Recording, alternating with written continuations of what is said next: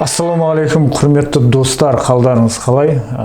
Бүгін тендерден қалай ақша табуға болатынын, тендерден қалай кәсіп істеуге болатынын, және тендерден бір жаңа бір мамандықты үйренгісі келген адамдарға осы тендерден қалай табыс табуға болатынын айтатын боламыз. Бүгінгі мастер-класс новичоктарға арналады, жаңа тендерді енді бастаушыларға, сосын тендерді үйреніп жүрген, болмаса тереңірек оқығысы келген кісілерге, немесе бір кәсібі бар кісілерге, жаңа тендердегі, болмаса өзінің бір кәсібіндегі саудасын, қызметін жаңағыдай арттырғысы келген кісілерге осы бүгінгі мастер-классымыз арналады.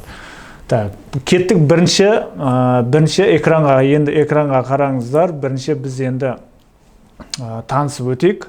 Менің есімім Арслан болады. Түркістан облысына туылғам. Қазіргі күні Чимкент қаласында тұрам. 2016 жылдан бері тендер саласымен жұмыс істеймін. Мен де сіздер сияқты тендерден қалай ақша табуға болатыны сенбей, ол тендер деген ол строительный компания, оған үлкен ақша керек деп жүрген болатынмын. Бірақ 2016-2015 жылдары мен білген екен, өз күшіммен үйреніп, өзім осы тендерді сол 2016 жылдан бері айналысып келатырмын тендермен. Қазіргі күнде осы 2018 жылдан бері осы курс обучать етіп келе жатырмыз. Мен үйретемін параллельно.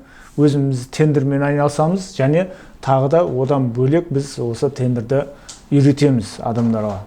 Бір кәсіп бар адамдарға, строительный компанияның сотрудниктеріне, болмаса бір охранный услугалар жасаймыз, охранный компаниялардың сотрудниктеріне, швейный цехы бар кісілерге үйретеміз. Мысалы, вот солардың барлығына үйретіп, уже бүгінгі күнге дейін 500-ге жуық адамды осы Чимкент қаласы, осы Түркістан облысы бойынша үйреттік. Одан бөлек онлайнда оқып жатқан кісілер бар, Қазақстанның басқа қаласынан. Сол үйренген кісілердің арасынан тұрақты түрде 20 миллионер шыққан. Ол кісілер әлі күнге дейін ай сайын миллион теңге тауып жүрген кісілер осы тендердің арқасында. Онан кейін осы тендер компаниясын біз осы үйрету үшін обучениеге ашқан болатынбыз. Өйткені курсанттармен договор жасау керек болады, қазақша, орысша, сосын сертификаттарға печать басу керек болады. Сол кезде бізге осы обучениеге біз мемлекетке налог төлеу үшін осы тендер деген жауапкершілік шектеулі серіктестікті ашқан болатынбыз. 70-ке жуық келісімшарт жасадым. 2018 жылы өте жақсы жемісті жыл болған. Содан бері маған өзіме ең жақын, ең жақсы көретін портал ол Самұрық-Қазына портал. Осы Самұрық-Қазынаның эксперті болдық десек те ол қателеспейміз. Енді кеттік. Менің ең бірінші алғашқы тендерім бұл канализационный трубалар болған. Сотка труба дейді, оны жігіттер жақсы біледі. Мемлекеттік сатып алу, яғни госзакуп порталындағы заказчикке, Арқалық қаласына тұратын заказчикке осы тендерді ұтып алған болатын 200 штугын. Мен бұл товарды Астанадан таптым. Астанада Қосшы деген жерде Kaiser Engineering деген не бар? Сондай бір завод бар, осындай труба шығаратын. Астанада тұратындар білетін шығар. Соларға звондап, осы трубаны беріп, заказ беріп, олар газель шақырып берді, сол газельдің ақшасын төледім. Сосын осы товардың бәрін сол газельге артып, Арқалық қаласына жіберді. Арқалық қаласына заказчикке звондап, мен товарды жібердім, сіз қабылдап алыңыз дегеннен кейін, олар қабылдап алып, осылай мен Чимкентте отырып, өзім телефон арқылы барлығын шешіп, Чимкентте отырып, мен осылай бір тендерді жапқан болатын. Ал документтерді почта арқылы жібересің, ол 4-5 күнде, максимум бір аптада барады. Ол қол қойып печать басқаннан кейін қайтып саған қарай жібереді. Сосын тағы бір 4-5 күннен кейін немесе бір аптадан кейін қайтып келеді. Мінекей бір тендер, алғашқы тендерім осылай басталған. Одан кейін уже реестр надлог деген порталдан отқам. Ол кезде реестр надлог деген порталда конкуренция вообще жоқ, өте оңай болатын. Еще маржалар өте жақсы болатын. 2018 жылдары. Сол кезде мен осы тендерді ұтып алғам, ол кезде 360 мың теңге. Сондағысы бір 300 мың теңге жұмсап, оның үстінен 360 мың теңге пайда көрген болатынбыз. Бұл да кәдімгі официально жаңағыдай документпен договор жасап, ақшаны счетқа аударып, солай істегенбіз. Бұл Құлсары қаласында Теңгиз деген месторождениенің қасында, Морское деген месторождение, сол жерге кровать апарған, одан кейін Ақтөбе қаласына жаңағыдай сварочный аппарат алып барған. Мынау менің жұмыс жасаған компанияларым, бұлардың барлығы осы тендер деген не екенін түсінгеннен бастап жұмыс жасап келедім. Бұдан бөлек госзакуп порталында да жұмыс жасағандарым бар. Енді госзакуп порталында бұндай логотиптер болмайды. Мынау национальный компаниялар мен частный компанияларда осылай логотип болады. Енді қарап отырсаңыздар, осындай көп уақыт осылай тендермен айналыса берген, әр компаниямен жұмыс істей бергеннен қай компания қалай жұмыс жасайды, қай компанияның тендеріне заявка жіберу үшін қандай документ керек, ол жаңағыдай ақшаны қалай аударады, тендерді жабатын кезде қандай документтер апару керек, қайсысы қалай қабылдайды, соның барлығын уже біліп алғанбыз. Сол үшін біз сіздерге үйренем деген кісілерге біздің көрсететін пайдамыз өте жоғары. Сізді бір кісі алып жүретін болса, тендерде былай істейсің, мынаны былай жасайсың деп алып жүретін болса, сіздің ақша табу процесіңіз өте тез болады. Мысалға, мен баяғыда осы 2016 жылы үйренетін кезде ешкім жоқ болатын. Маған көрінген жоқ ешкім. Анаға айтасың, ол мен білмеймін дейді. Мен біреуге айтамын дейді, айтпайды өзі. Білетіндер вообще айтпайды. Сөйтіп жүрді, сосын уже мен үйреніп алдым, өзім істеп жүрдім. Бас жағында қиыншылық болды, қателіктер болды, заказчиктер өздері көмектесті. Солай үйрендік та. Ал қазір үйрену үшін адам бірдеңкені үйренемесе, ол барлық нәрсе бар қазір. Өйткені информацияның заманы, барлық информация қазір YouTube-та бар, Google-да бар, немесе сатылады осындай курстар арқылы. Сол үшін бізде өзіміздің курсымыз жасап жатырмыз. Өйткені мен курс оқытқанды өте жақсы көрем. Жаңа біреулерге үйреткенді, біреулерді былай алып жүргенді, біреулерге көмек бергенді. Бұл не үшін біз қазақша істеп жатырмыз? Өйткені тендерде вообще қазақша нәрсе жоқ негізі. Документтің 80-90% орысша жүреді. Бірақ біз қазақша үйретеміз, оны өзіміздің қазақ тілде. Не үшін? Өйткені қазақ аудиториясы даму керек. Қазақ аудиториясының адамдары, кәдімгі қазақтар осындай документ жасауды, мемлекетпен жұмыс жасауды, ұлттық компаниялармен договор арқылы жұмыс жасауды, НДС, жаңағыдай ИПТО деген не, оның документтер, соның барлығын білсе екен дейсің да, білсе екен, үйренсе екен, көздерін ашса екен, қара жұмыс істеп жүре бермей. Мысалы, көп адамдар бізде қара жұмыс істеп жүреді. Әсіресе оның барлығы қазақтарда. Сол қазақтардың барлығы тек қара жұмыс істемей, осындай жақсы мынандай документпен жұмыс жасауды үйренсе, компаниялармен жұмыс жасауды, тікелей жұмыс жасауды үйренсе, ол өте жақсы бізге. Ең басты біздің қағидамыз ол қазақтардың осыны үйренуі. Көп адамдар орысша білмеген екен, осындай тендерді үйрене алмай жүреді. Әсіресе ауылдағы кісілер. Бүгінгі қарастырылатын тақырыптар: тендер деген не? Қарапайым адам тендерден табыс таба ала ма, таба алмай ма? Яғни сіз қарапайымсыз, ешқандай жұмысыңыз жоқ, немесе бір кәсібіңіз бар, өзі жүріп тұр, мысалы, есіңіздің алдында магазиніңіз бар, болмаса базарда бір точкаңыз бар, өзі жүріп жатыр, продавец болып боласыз деген сияқты. Сіз тендерден ақша таба аласыз ба, таба алмайсыз? Соны айтамыз бүгін. Сосын Қазақстан Республикасының тендерлер жарияланатын порталдарын, осы біздің еліміздегі тендерлер жарияланатын сайттарды атаймыз, солармен таныстырамыз. Сосын практикалық түрде қалай заявка жіберу керек, соны көрсетеміз. Одан кейін кәсіп бар кісілерге кәдімгі бір жақсы бір не айтамыз, жақсы бір фишка дейді ғой, сондай фишкалар айтамыз. Өйткені кәсіп бар кісілерге ол тендер өте жақсы. Жеке разбор сияқты да. Так, айына қанша ақша тапқыларыңыз келеді? Бірінші жазып жіберіңіздер астына. Бірінші астына жазыңыздар, мен қарап отырайын. Айына қанша ақша тапқыңыз келеді? Біреулер болады, қазіргі табысы бір 80 мың теңге болуы мүмкін, оған ол айтады, маған 200 мың теңге болса ол жетеді дейді да. Біреу айтады, бір 200 мың теңге табады, бірақ 1 миллион табуым керек дейді да. Вот сондай кісілер болса жазсын. Әркім табысы әртүрлі ғой. Сол үшін жазыңыздар, қанша ақша тапқыларыңыз келеді. Мен соған қарай қазір сіздерге жазып жіберемін соны. Так, біреу 500 мың дейді, біреу 300 мың дейді. Вот қараңыз, 300 мың теңге, 200 мың теңге табу тендерде, ол өте оңай. Өте оңай. Не үшін? Өйткені тендерде 50 мың теңгелікте, 100 мың теңгелікте, 200 мың теңгелікте, 5 мың теңгелікте тендерлер бар. Сіз, мысал үшін, сіздің қолыңызда 50 мың теңгеңіз бар, сіз уже 100 мың теңгенің тендеріне қатыса аласыз. Мысал үшін, немесе сондай 100 мың, немесе 200 мың теңгеңіз бар, сіз уже 300 мың теңге, 250 мың теңгенің тендеріне қатыса аласыз. 50 мың теңгеңіз қолыңызда болса, сіз 100 мың теңгелік тендерлерді көресіз, соған бір 80 мың теңге деп өзіңіздің бағаңызды жазып жүресіз. Егер сіз сол жерде победитель болсаңыз, уже заказчикпен договор жасайсыз. 80 мың теңгеге сол товарды апарып беремін деп сіз договор жасайсыз. Содан кейін барып, заказчик өзі документтерін бәрін қол қойып болғаннан кейін сізге уақыт берді, мынанша уақытта маған әкеп таста дейді. Сол уақытта сіз апарып тастайсыз. Одан кейін сіз документтерін алып барасыз. Документ болған накладной, анау-мынау, оның барлығы бізде бар. Сосын сізге ақшаңызды аударады.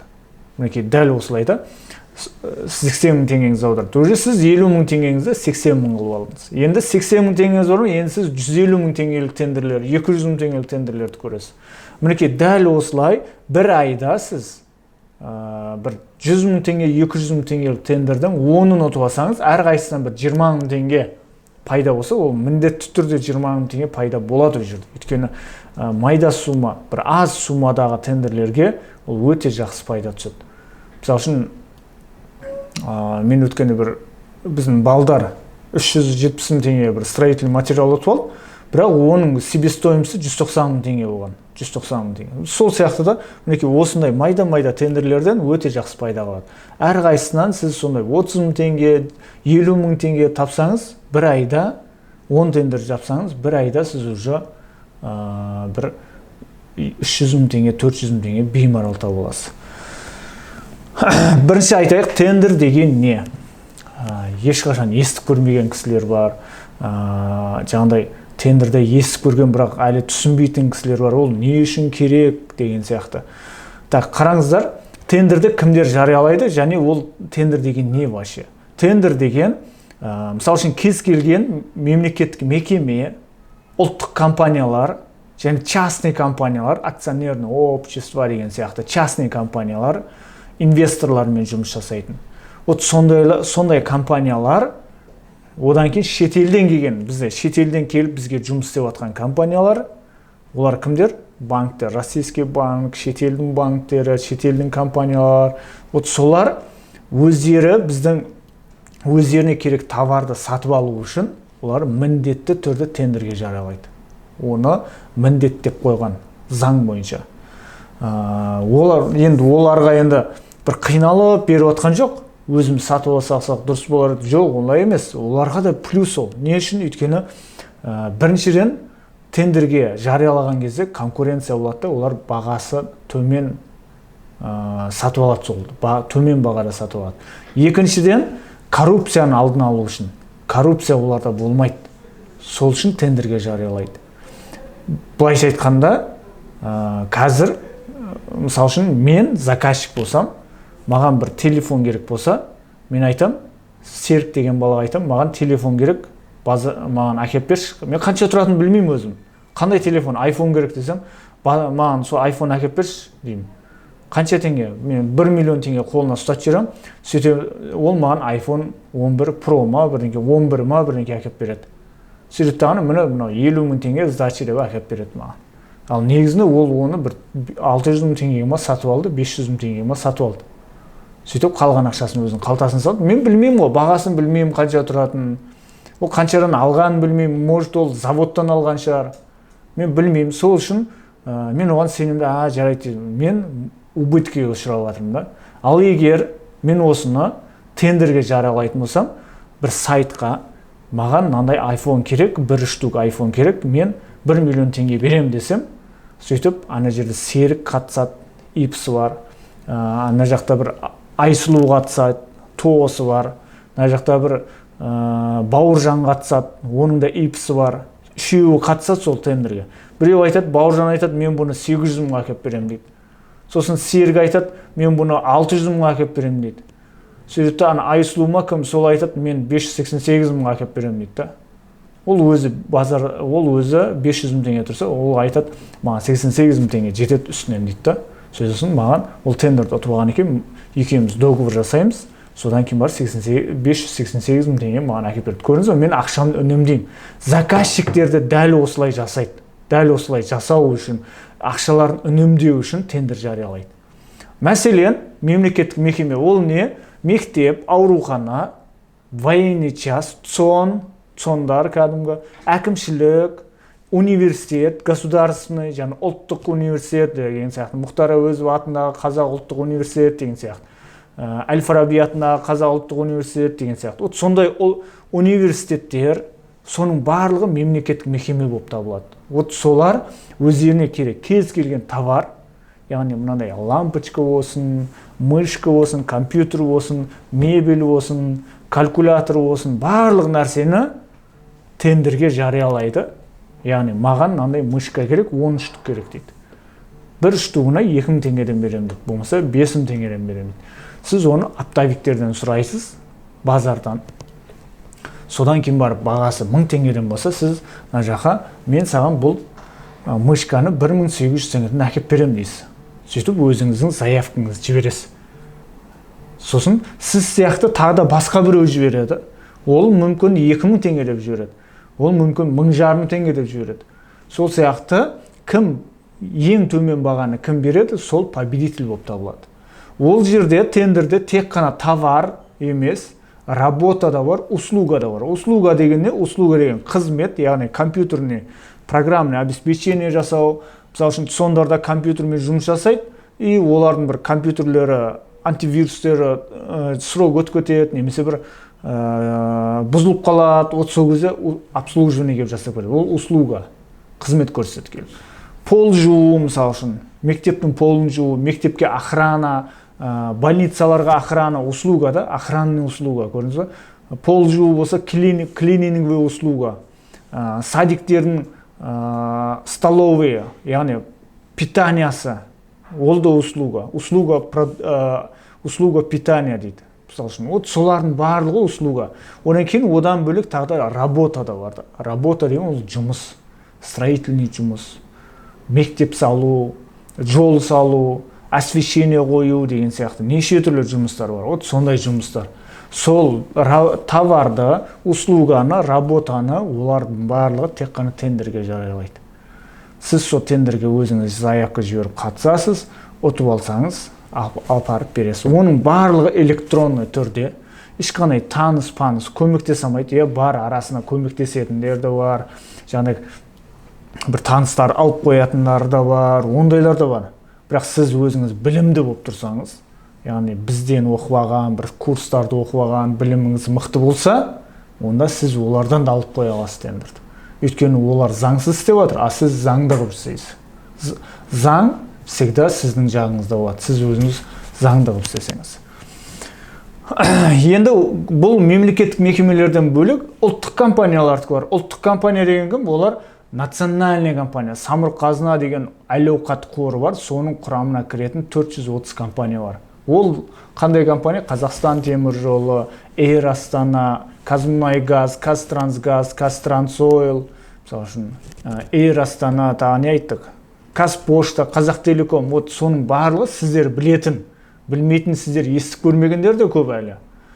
Сондай үлкен компанияларда өздеріне керек товар, работа, услуганы арнайы бір сайттың ішіне жариялайды. Олардың енді бағалары кішкене жоғары, госзакупке қарағанда. Оларда да барлық товардың түрлері бар.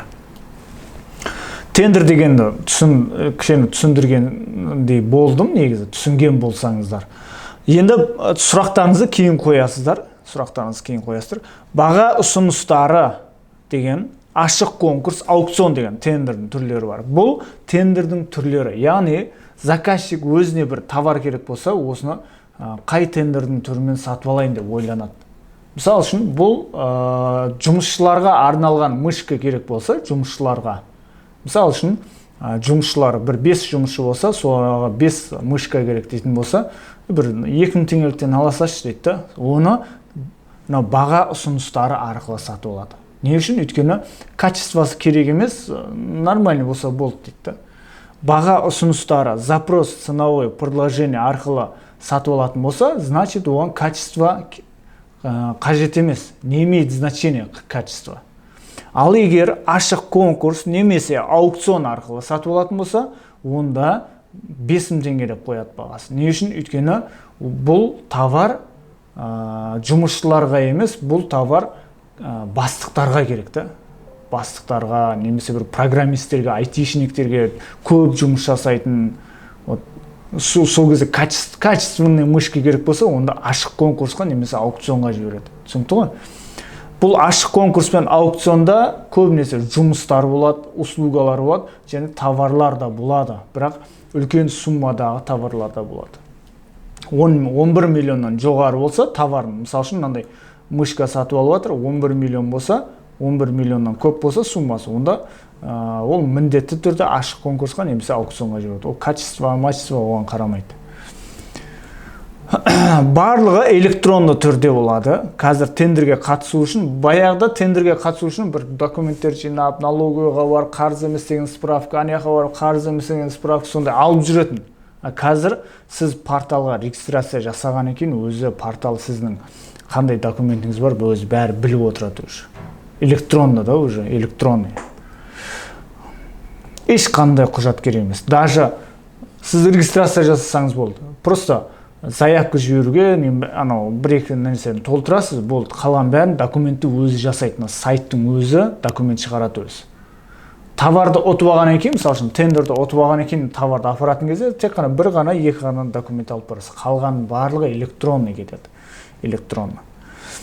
2020 жылғы тендердегі қандай өзгерістер болды? Тендерде өте жақсы, өте көп өзгерістер болады. Қазір өте көп күннен күнге тендер өзгеріп жатыр. Өйткені мемлекет коррупцияны алдын алу үшін үлкен ағашқа, көкешкелерді сіз кәдімгі любой адам танымайтын, ешқандай танысы жоқ адам ұтып алу үшін барлық жағдай жасап жатыр да.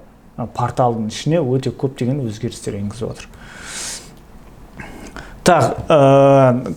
Өйткені енді порталды өзгерткен сайын тендердің ішіндегі мүмкіндіктер де жоғары болады. Сіз қазір тендерде мысалы үшін ақша керек деп жатсаңыз, мысалы үшін сіз жай ғана кеше ғана университет бітірген бір жігіт болсаңыз, әлі жұмысқа орналасамай отқан, онда сіз тендерге қатысуды, документ жасауды жақсылап үйреніп алыңыз, и бір жерге жұмысқа кіруіңізге болады. Мен қазір сіздерге көрсем, қандай жұмыстар бар екен. Одан кейін жаңағыдай кейін уже ақша тауып жатсаңыз, уже өзіңіз тендерге қатысып, участвовать етіп, дополнительный ақша тауып жүресіз. Нәтижелі, жақсы, маржасы жақсы тендер табу үшін бірінші документацияны дұрыс жасау керек.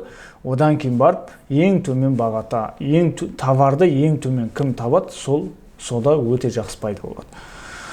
Тендерге қатысу үшін не керек? ЭЦП ключ керек. Ең бірінші ол ЭЦП ключ дегенде ол барлық адамда бар, ол алу керек болса оны соңға барып аласыз. Қазір карантин кезінде, андай төтенше жағдай кезінде бұл цондар жұмыс істеп жатқан жоқ, бірақ егов порталы арқылы кез келген адам өзі ала алатындай қылып жағдай жасап қойды. Өзіңіз еговқа кіріп ЭЦП ключті алуыңызға болады.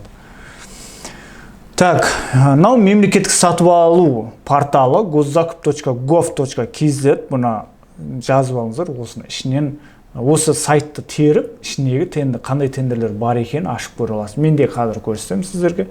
Бұл Goszakup портал Қазақстанда ең үлкен тендер жарияланған, ең көп, суммасы да өте үлкен, және объявление де өте көп жарияланатын портал.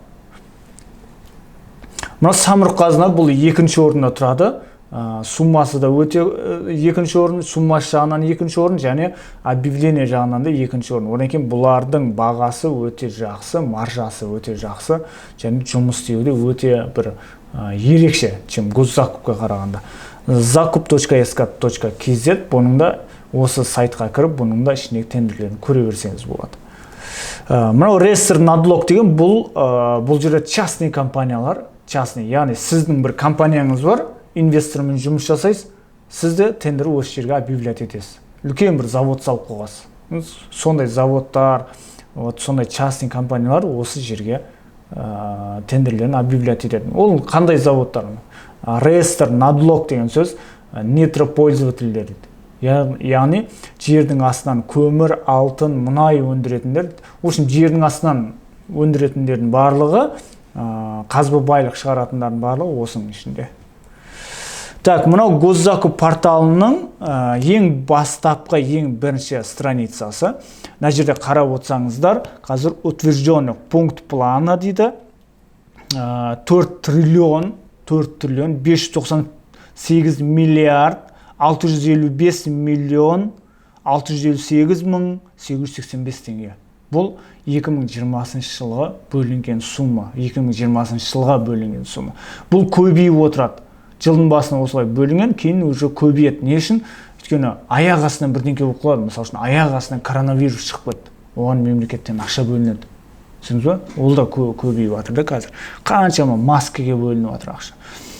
Опубликован лот 2020 жылға 332 мың опубликован лот. Дәл қазір жарияланып тұрған лоттың саны, ал мынау заключенных договоров 240 мың договор уже заключать етілген. Общий суммасы 2 триллион 188 мың 188 миллион 735 мың 766 теңге. Мынау 4 триллион 598 миллиард деген сөз, бұл примерно бір 15 миллионға бір машина алатын болсаңыз, сіз 15 миллионға қандай машина алуға болады қазір? Camry 70-ның мықтысын алуға болады 15 миллионға. Вот сол Camry 70-дің сіз мына ақшаға сондай Camry 70-ның сіз 400 мың Camry 70 ала аласыз. 400 мың штук. Ойлай беріңіз. Тәжірибе жүзінде көрейік. Мінекей мына госзакуп порталына кіремін осылай ECP ключпен.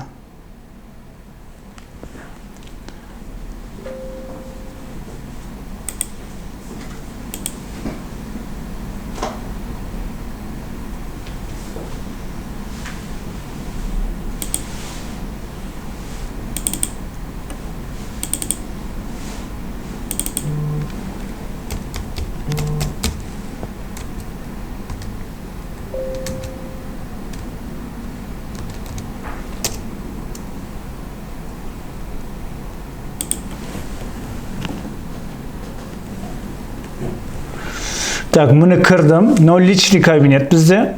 Личный кабинет. Осы жерде рабочий кабинет, мына жерде мына профиль участника деген бар, мына жерде барлығы тұрады. Лицевой счет дейді мысалы үшін. 2020 жылғы үлкен өзгерістің бірі, мен сіздерге айтайын деген, ол мынау лицевой счет. Яғни әркімнің өзінің лицевой счеты, электронный кошелегі болады осы жерде. Бізде қазір электронный кошелекте қазір 71 мың теңге бар екен. Доступная сумма 44 мың теңге. Яғни 44 мың теңгеге мен қазір заявка жібере аламын. Яғни 44 мың теңге деген сөз, сіз осы жерде бір кез келген тендерге бір заявка жіберу үшін сол сумманың 1% сіздің счетыңызда тұру керек. Яғни 1 миллион теңгенің тендеріне заявка жіберетін болсаңыз қазір 1 миллион теңгенің 1% 10 мың теңге. 10 мың теңге менде мынау доступная сумма деген жерде тұру керек. Сол үшін сіздер осы жерге ақша салып қоюларыңыз керек. Онан кейін тариф активен дейді. Бізде тариф активен басамыз 10 миллионға дейін тариф активен. Яғни біз 10 миллионға дейінгі тендерлерге қатыса аламыз. 11 миллиондық тендерге қатысу үшін мен уже тарифті басқа тариф қосуым керек. Бұл тарифті 2019 жылдан бастап қойып қойды. Енді біз бұл жерде тегін қатыса алмайсыз. Бұрын сіз регистрация жасаңыз болды, тегін заявка жіберіп отыра бередік. Қазір олай жасай алмаймыз. Қазір платный қойған мемлекет. Ақша төлейді. Ақша төлеуіңіз керек. 1 миллионға дейінгі тендерге қатысу үшін 2600 теңге төлейсіз мемлекетке бір жыл болғаны жылдың соңына дейін ғана действительно ол. Ал егер 10 миллионға дейінгі тендерге қатысатын болсаңыз, онда 26500 теңге төлейсіз. Ол да жылдың соңына дейін. 100 миллионға дейін ол уже 20 ай па 53 мың ба или 57 мың теңге ма сондай болады примерно 53 мың теңге. Рабочий кабинет деген басам, поиск объявление деген басамыз. Мінекей. Осы жерден мен қазір бір товарларды іздеймін. Мысалы үшін способ закупки, запрос ценовое предложение, открытый конкурс, аукцион міне кете береді. Запрос ценовое предложение деген таңдаймын. Өйткені бұл ең оңай және ең көп объявление болатын тендер. Так, мына жерде опубликован, статусын опубликован, прием ценовых предложений деген таңдаймын. Место поставкиге, мысалы үшін сіз өзіңіздің регионыңыз жазуыңызға болады. Немесе мен Чимкент деп жазамын мысалға.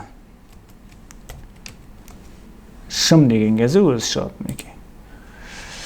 Мына жаққа суммасын жазасыз. Мына жаққа предмет закупки мысалы үшін.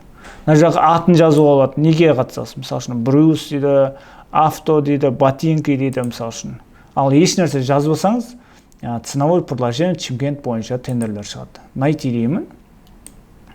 Қазір бізде мына приобретение канцелярских товар дейді, яғни кеңсе товарлары, хозяйственный товар дейді, дизельный топливо дейді, технический осмотр дейді, мысалы үшін средства унитаз, раковинаны тазалайтын средства керек дейді, мысалы 2 миллионға көрдіңіз бе, қараңыз, бұл емес деген, мына средства чистящие для очистки унитазов и раковин дейді, государственный коммунальный предприятие хозяйства, городской перинатальный центр управления здравоохранения города Чимкент дейді.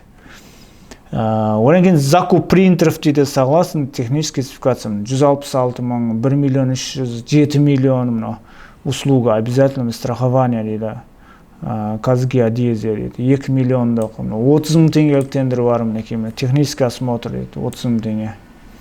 2900 теңгелік тендер бар, натрий хлорид дейді.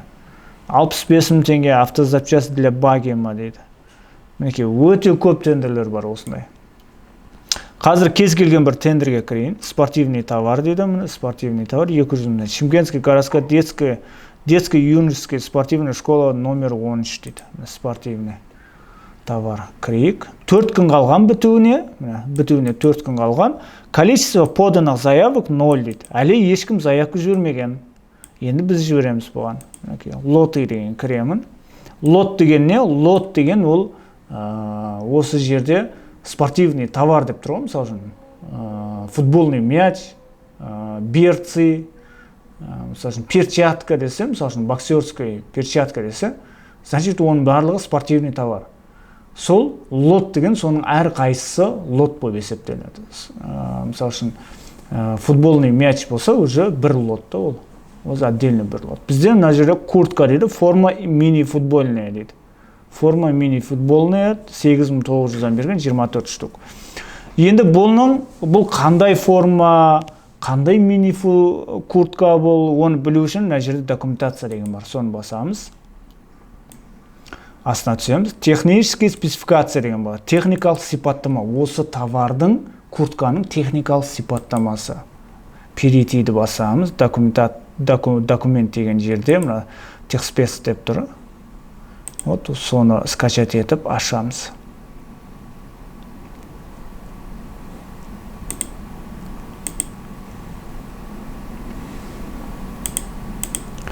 Мінекей ашылды. Спорттық тауарлар дейді. Абай, Чимкент қаласы Абай ауданы Қалдаяқов 25.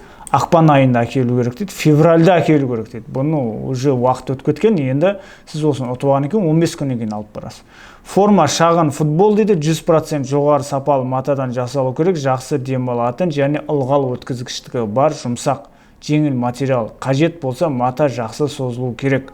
Бірақ сонымен бірге өзінің бастапқы пішінін сақтауы керек. Жалпы саны 24. Оның ішіне 12 дана әйелдер өлшемінде XS дейді. 12 дана еркек M. Осы көк ақ. Түсі көк ақ дейді. Осым Nike дейді. Жеткізген тауарды жаңа орамдама болу керек. Жеткізу оны Чимкент қаласы Nike дейді. Бұл Nike-тың курткасын әкеп бер деп тұр ғой ма? Nike-тың курткасы 20-30 мың теңге тұрады ғой. Өте арзан беріп тұр. Сол үшін біз бұған қатыспаймыз. Бұндай тендерлерді көрсеңіздер, қатыспаңыздар, керек емес. Өйткені кейбір тендерлер болады, бағасы төмен болады. Олар не үшін бағасын төмен беріп қойды? Өйткені олар сол тауарды 2015 па, 2018 или 2019 жылдар сатып алғанда сондай бағадан әкеп берген да біреу. Түсіндіңіз ба? Сөйтіп олар сол бағаны қоя салады. Іздеп отырмайды ғой, Nike-ке барып, Nike-тің магазині бар, мынандай куртка қанша тұрады деп іздеп отыруға уақыттар жоқ оның. Өйткені күніне қаншама тендер объявлять етеді, оның бәрін әрқайсысын көріп жүретін оларда уақыт жоқ. Сол үшін олар жаза салады. Сіз қараңыз бірінші, жақсы пайда бар ма жоқ па, содан кейін барып заявка жібересіз. Енді басқа тендерді көрейік. Хозяйственный товар дейді, унитаз раковина дейді, 1 миллион 602 лот бар екен ішінде. Ешкім қатыспаған 4 күн бар екен бітуіне. Раковина с предоставлен дейді, белый фаянсовый дейді, керамический наполненный с крышкой с бачком дейді. 19 мың теңге и 22 мың теңге. Раковина 22 мың, унитаз 19 мың теңге. Осы екеуінің біреуіне заявка жібереміз қазір. Документациясын қайдан көру керек екенін мен айттым. Енді бұл баға белый фаянсовый дейді. Бұл қанша тұрады, оны мен білмеймін. Сол үшін сіздерге просто заявка қалай жіберу керек екенін көрсетемін қазір. Мына жерде қараңыздар, документацияға кірген кезде мына да дегендер болса, мына обеспечение да деп тұр, описание товара да деп тұр, қалған бәрі нет дейді. Яғни да деген екі документті біз қойымыз керек. Ол қандай документ? Қазір айтам. Мына жоғарыда доступные действия деген бар, осыны басамыз, создать заявку. Яғни мен осыған заявка жіберем қазір. Создание заявка деп ашылды. Юридический адрес деген бассаңыз өзі шығады. Сіз регистрация жасаған кезде юридический адрес толтырасыз, өзі автоматически шығады мына жақтан. ИК деген басасыз, ол банктың счеты, бұл да өзі шығады. Регистрация жасағаннан кейін. И далее дейміз. Телефон номер керек емес. Контактный номер. Енді осы жерде лотты таңдау керек. Мен мысалы үшін раковинаға ғана қатысам болады, немесе унитазға ғана қатысам болады. Немесе екеуіне де қатысам. Екеуіне де қатысатын болсам, екеуіне де галочка қоямын. Добавить выбранных лотов деймін. Болды, екеуін таңдадым и далее деймін. Обеспечение заявки дейді. Обеспечение заявки. Обеспечение заявки деген басамын. Өйткені обязательно деп тұрды, ол қараңыз. Обеспечение заявка обязательно и не обязательно алар. Обязательно деген міндетті түрде қою керек. Раковинаға басамын, добавить деп, и мына жерде выберите дейді, деньги с электронного кошелька. Менде электронный кошелек ақша бар. Мен сол жерден ал деймін. Сохранить. 1% 7620 теңге. Сохранить етілді. Енді екіншісін добавить етем. Электронный кошелек. 9250 теңге. Сохранить деймін.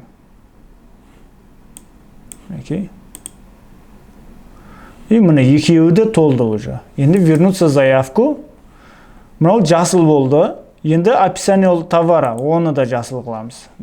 Добавить. Описание товара. Добавить. Қандай раковина бұл? Атын жаза саламыз. Раковинаның атын, марка модель ма. Завод изготовитель қандай, соны жазамыз. Мына жерге раковина деп атын жазу керек. Мына жаққа Қазақстан болса Қазақстан, Қытай болса Қытай деп. Осылай жазамыз. Екіншісі тоже унитаз. Завод изготовитель и страна происхождения. Сохранить деймін одан кейін. Екеуіне сохранить етілді. Енді вернуться заявку. Екеуі де толды мына. Екеуі де жасыл жанды. Обязательно деген екеуі де жасыл жанды. Далее. Енді бар бағамыз жазамыз екен. Өзіміздің. Мына екеуіне бағамыз жазамыз. Утверждена цена за единицу дейді. Заказчиктің бағасы 22 мың теңге бір штугына. Біз мына жерде өзіміздің бағамыз жазамыз бір штугына. Мен мысалы үшін 21 мың теңге деймін. Немесе 21.500 деймін. 500.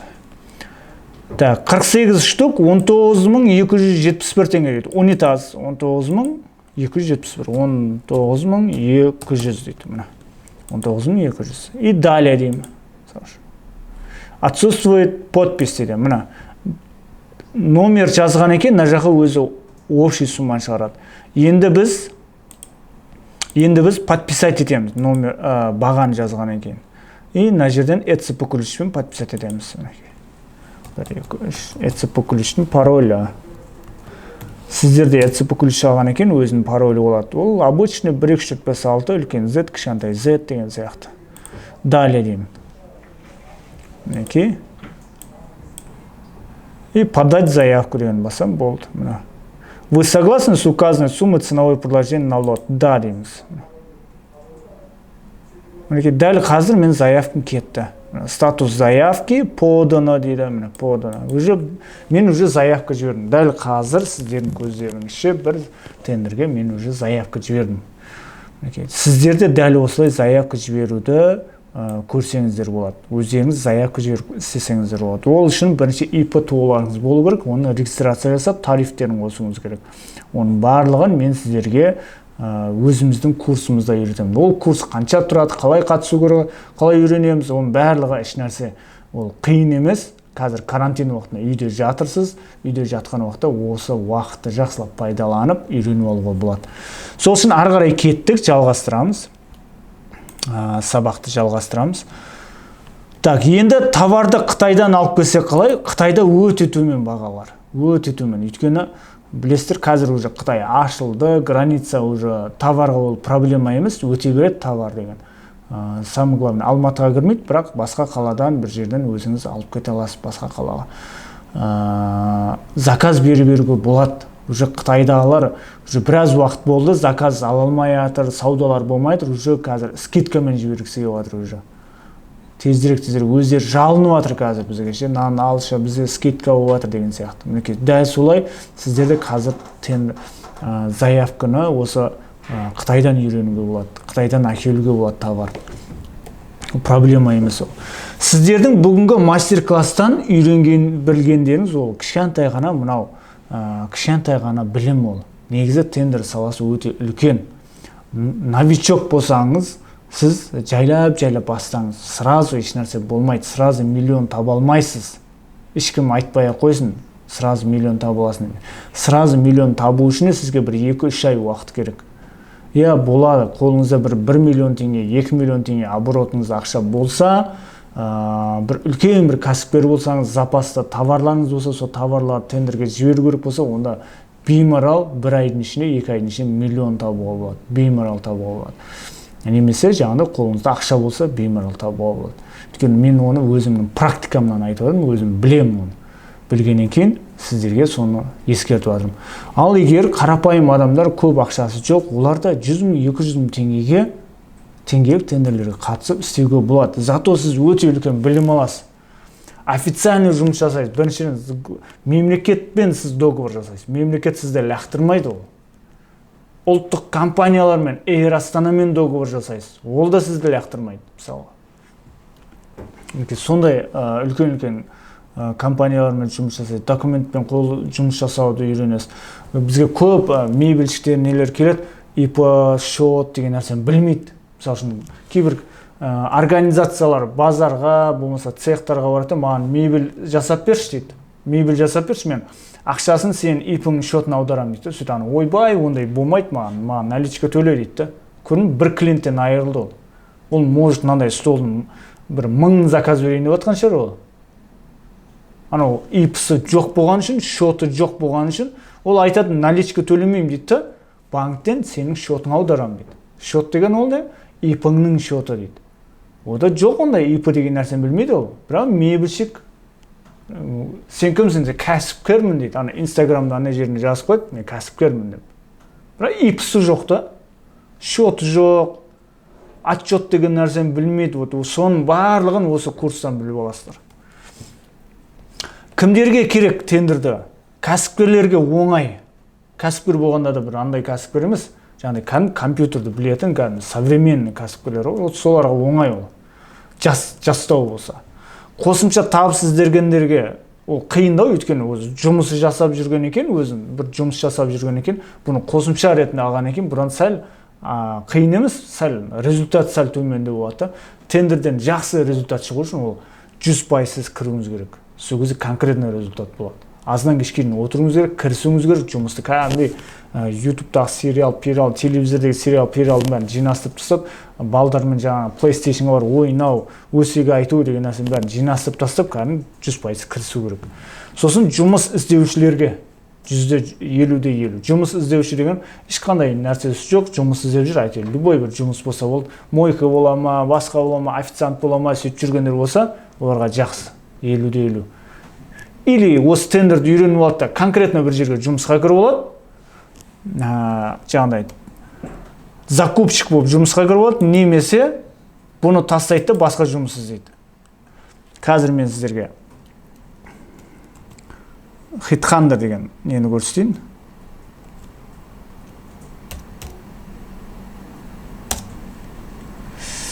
Так, работа дейді.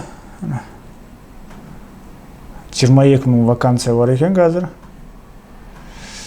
Так, поиск.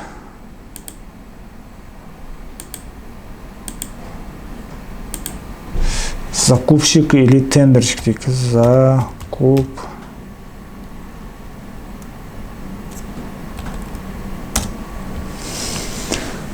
Государственный закупщик дейді. Аманта групп дейді. Қараңыздар, көріп отырсыздар ғой, мысалы үшін. Государственный закупщик, Аманта групп, Чимкент, мониторинг госзакупа дейді. Создание, котировка, подача заявок, введение договоров до акта приема передачи, полная подготовка тендерной документации дейді. Введение документа оборота дейді. Опыт работы не менее 3 лет дейді. Сіз мына жерде өте жақсы сертификатыңызды көрсетіп тұрсаңыз да, сіз уже осыдан бір-екі жыл бұрын бастағаныңызда уже мына жерде 150 000 теңгенің айлық алып отыратын едіңіз қазір. Көрдіңіз бе, ол просто бұл андайда, ой, қазір 100 000 теңге, 150 000 теңгенің айлық. Міне тұр ғой айлық. Біздің бір 20 000, 30 000 теңге, 50 000 теңге тұратын курсты оқыңызда болды, міне бір жылға жететін, өмір бақиға жететін сізде жұмыс тұр уже. Менеджер по закупкам лекарственных средств дейді. 70-80 000 теңге дейді. Несі аз екен. Опыт работы 1 жыл дейді. Бұл Чимкент қаласы бойынша қазір. Екеуі де Чимкент. Профарма и Аманта групп дейді. Көрдіңіздер ғой мына. Енді мен Чимкент емес, вообще Қазақстан бойынша көрейінші, вообще қалай көрсек болады. Чимкент деген өшіріп тастайын. 218 вакансия шықты Қазақстан бойынша. Помощник закупщика дейді. Қазақстан деген қойында. Қазақстан бойынша 7 вакансия шықты. Дәл қазір ол, негіз бұрында шыққан. Закупщик, кладовщик дейді. Обеспечение сохранности дейді. Минимальная дейді. Подача заявки должность. Менеджер по продажам смазочных материалов Клан Ойл дейді. Закупщиками и так далее дейді. Закупщик Prime Trade дейді. Из Китая дейді. Қытаймен переговор жүргізу керек дейді. Менеджер по закупу дейді. Опыт работы, сбор заявок на закуп, проверка остаток склада дейді. Бұлар енді ол закупщикке қарамайды. Заведующий складом закупщик. Тендер деген іздейінші, тендер.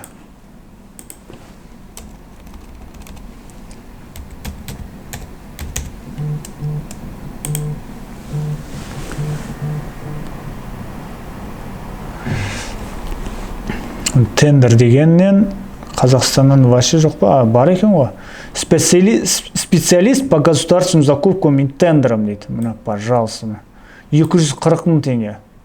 Сбор и подготовка полного пакета документов для участия в тендерных процедурах, своевременная подача конкурсных заявок, взаимодействие с заказчиком дейді. Специалист по тендерного отдела дейді. Бағасын жазбаған. Опыт работы 1 жыл дейді. Работа с тендерами дейді. Ну, пожалуйста, мына жұмыс іздеп жүргендер болса, пожалуйста, мына госзакуп тендерін үйреніп алыңыз, госзакупты үйреніп алыңыз, самұрық қазынаны үйреніп алыңыз. Мына іздеп жатыр адамдар, жұмысқа келші алайын деп. Өйткені ол маман университет оқытпайды да, мысалы үшін бухгалтерді университет оқытады. Басқа нәрсені университет оқытады, инженерді оқытады, мұғалімді оқытады университет. бірақ тендер шықты, тендерге қатысатын адамды оқытпайды. Оны тек қана бізден ғана үйрене аласыз. Ол да бір өзіңіз бүйтіп істей салатын нәрсе емес, онда бір үйренетін жерлері бар өзінің. Так, ары қарай кеттік. Жұмыс іздеуші. Сіздерге уәде етілгендей, бұл басқа. Мынау бізде бұрын Госзакуп порталында осы Самұрық-қазына порталдарын, басқа порталдарын барлығын осы үйреніп алған кісілердің отзывтары. Мысалы үшін мына кісі Госзакупте жаңағыдай жер, жаңағыдай көше жөндеу, ремонт дороги ұтып алған строительный компанияның сотруднигі, студент, ортада Мұхтар деген, Айнұр деген кісі тоже өзі студент емес, енді бұл кісі жалғыз басты әйел, бірақ өте жақсы тендерден ақша табады. Мына жерде Әлия деген кісі бар, мінекей мынау осы былтырғы курсанттар мыналар. Өздерінің ақшаларын алып, уже движение жасап жүр.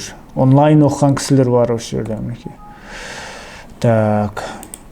Енді бізден білім алған кісілердің арасынан уже 20 миллионер шықты. Олар енді мысалы үшін ақшасы бар кісілер шығар, ақшасы жоқ кісілер шығар, бірақ осы миллион тауып жүрген адамдар осы тендерден. Өйткені өте көп тендерлер бар қазір. Тендерлерден білім алғыңыз келе ма? Білім алғыңыз келсе, жұмыс істегіңіз келсе, жұмысқа тұрғыңыз келсе, немесе өзіңіздің кәсібіңізді жүргізгіңіз келсе, немесе қолыңызда ақшаңыз бар, соны бір движениеге салғыңыз келсе, бір бизнеске салғыңыз келсе, пожалуйста, тендерге қатысуды үйреніп алыңыз да, өзіңіз тендерге қатысыңыз, ақшаңызды айналдырыңыз. Ақша жоқ болып көреді деген нәрсе жоқ. Самый главный, сіз дұрыстап есептеп, дұрыстап заявка жүріп, ұтып алсаңыз болды. Договор жасалма, міндетті түрде сізге ақшаңыз төлейді. Тоқтамай жоқ, тоқтап қалады, сезон болмайды. Жоқ, ондай емес. Сіз мемлекетте жұмыс тоқтаса, мемлекеттің сондардың әкімшіліктің жұмыстары тоқтаса ғана ол тендер тоқтауы мүмкін да. Сондай да ол мысалы үшін әкімшілік, налоговый, мектеп, олардың бәрін жұмыс тоқтаса, ол тендер тоқтауы мүмкін. Қазір енді мысалы үшін карантинде тендер тоқтауы мүмкін дейді ғой. Жоқ, тоқтамайды, өйткені государство жұмыс істеп жатыр ғой. Так, курс қалай өтеді? Бізде курс бар дедік қой. Курс қалай өтеді? Мерзімі 1 ай болады, кем дегенде 1 ай, ол 50-ге жақын видео сабақтар бар.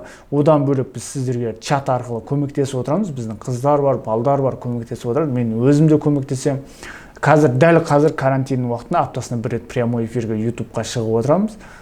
Закрытый канал арқылы, және сол жерде сұрақ жауаптарға болады. Немесе күніге сіз жаңағыдай бізде телеграмда общий группа бар, сол жерге сіз қосып қояды, сол жерде сіз сұрақ жауап ала аласыз. Көмектеседі сізге барлығы.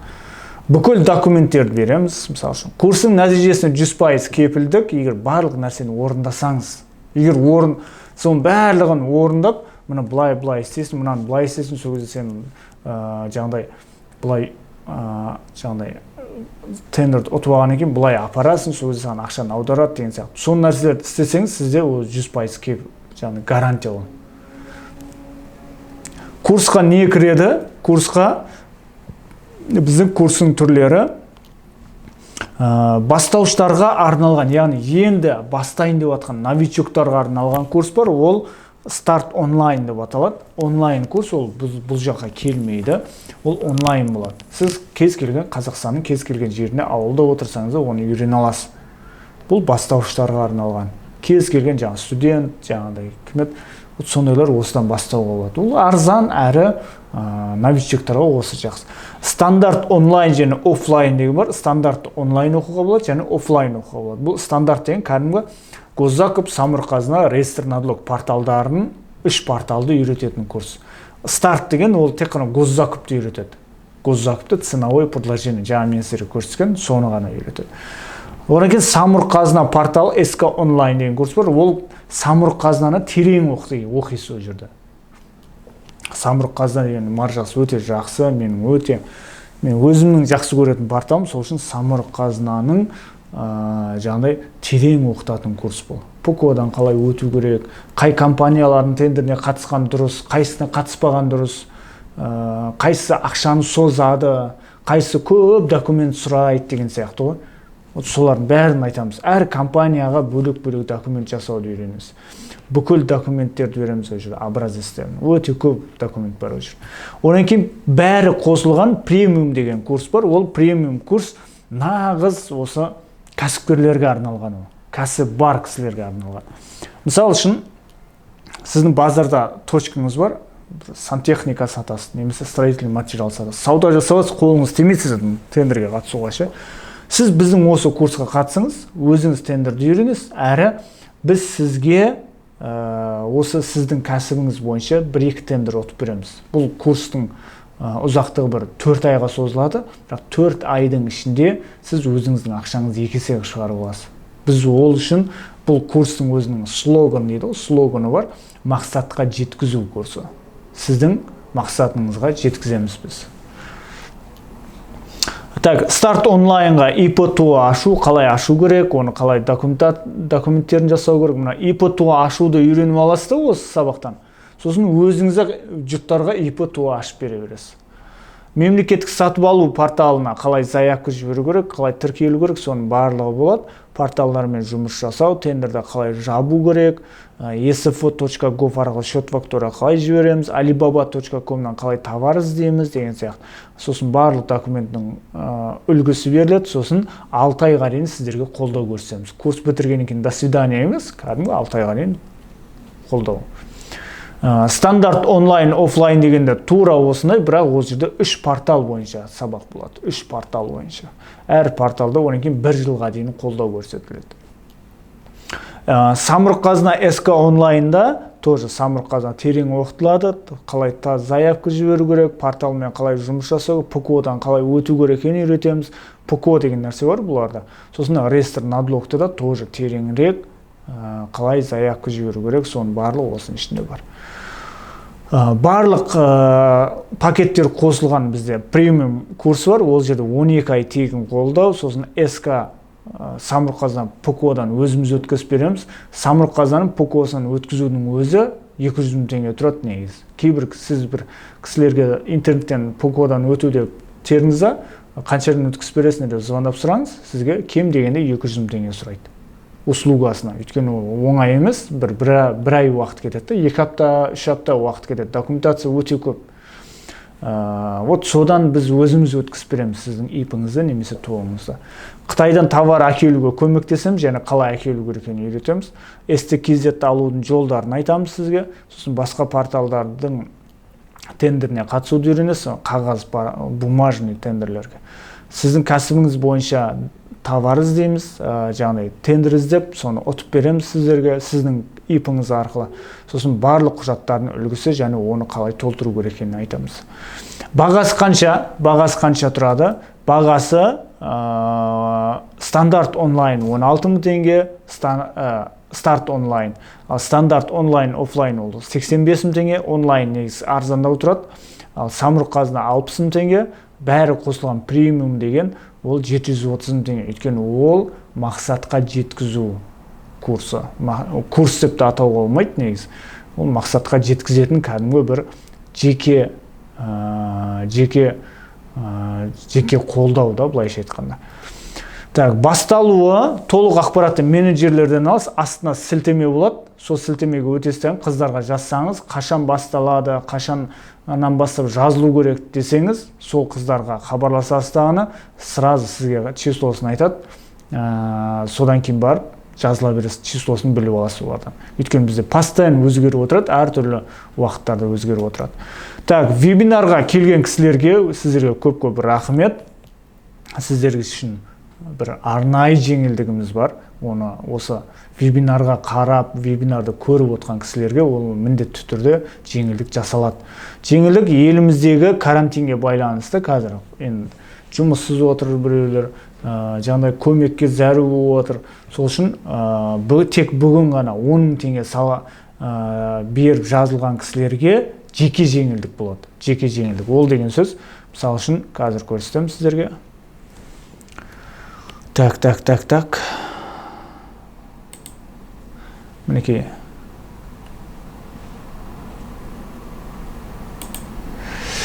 жеке жеңілдік болады. Мынау жеңілдік қазір. Бұл сіздер осы жерге қатысқандарыңыз үшін. Осы вебинарға қатысқандарыңыз үшін осы жеңілдік. Ал енді бүгін дәл қазір, бүгін түнгі сағат 12-ге дейін егер 10 000 теңге жазылатын болсаңыз, кез келген курсқа 10 000 теңге салып жіберіңіз да, қыздарға жазыңыз, мен мына курсқа жазыламын, міне 10 000 теңге аударым десеңіз, сізге жеке скидка жасап береді. Мысалы үшін, стандарт онлайн, офлайнға 75 000 деп қойғамызға, осыған жазылам деп қазір 10 000 теңге салып, сөйтіп қыздарға жазсаңыз, сізге жеке жаңағыдай не жасап береді, скидка жасап береді. Ол скидканы мен айтамаймын қазір, өйткені қыздар өздері айтады сізге, мынанша теңге болады деп. Сол скидкаға жазылу үшін дәл қазір 10 000 теңге салу керек сізге. Ал сіз вебинарға қатысқаныңыз үшін сізге 75 000 теңге, 49 000 теңге, және 529 000 теңге болады. Так, бонус бар. Бонус ретінде Ресей, Қытай, Қазақстан, ТМД елдерінің база поставщиктері, яғни заводтарының, товар шығаратын заводтарының базасы бар бізде, өте үлкен. Ол базаларды біз өзімізде қолданып жатырмыз. Оның үшін Шымкент қаласындағы кейбір завод, фабрикаларында контактілері, тізімі бар. Вот соларды да береміз. Оны біз қайдан алғанбыз? Оны біз, өткені мен Инстаграмда айтқам, оны біз Атамекен кәсіпкерлер палатасының базасынан алғанбыз. Мынау біздің реквизит. Дария Балмай деген қыздарға звонайсыздар. WhatsApp, 2 номерде де WhatsApp бар. Осы мынау карточка арқылы төлем жасап, 10 000 теңге салсаңыздар, бүгін уже сіздерді, бүгін түнгі сағат 12-ге дейін курсқа жазылсаңыздар, уже сіздер жеке жеңілдікке ілінетін боласыздар, жеке. Мінекей достар, бүгінгі вебинарымыз аяқталады. Сіздерге бұл пайдалы тендер деген не, оны қалай ақша табуға болатынын түсіндіре алдым деп ойлаймын. Сол үшін астына комментарий жазып, лайк басып, осы каналға жазылыңыздар. Мен осы жерге өте көптеген пайдалы видеолар салып отыратын болам. Сол үшін жазылып қойыңыздар, лайк басып қойыңыздар. Енді мынау реквизит арқылы төлем жасап жазылған кісілермен біз курста кездесетін боламыз. Сол үшін барлықтарыңызға сәттілік, карантиндегі уақыттарыңызды тек қана пайдалы білім алумен, уақыттарыңызды тек қана білім алумен, пайдалы нәрсеге жұмсаумен ғана жақсы қолданыңыздар. Сау болыңыздар.